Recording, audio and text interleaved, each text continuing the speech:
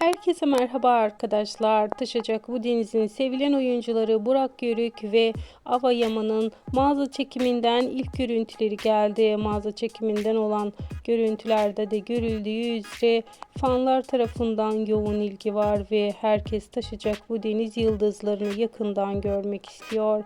İşte sizler için oyuncularımızın kamera arkasından gelen paylaşımları, yepyeni haber ve bilgileri her an kanalımızda bulunmaktadır. Eğer sizler de dizinin merak ediyorsanız ve oyuncuların günlük paylaşımlarını görmek istiyorsanız kanalımı takipte kalmayı, bildirim zilini açık tutmayı unutmayın. Bir sonraki videolarımızda görüşmek üzere. Hoşça kalın.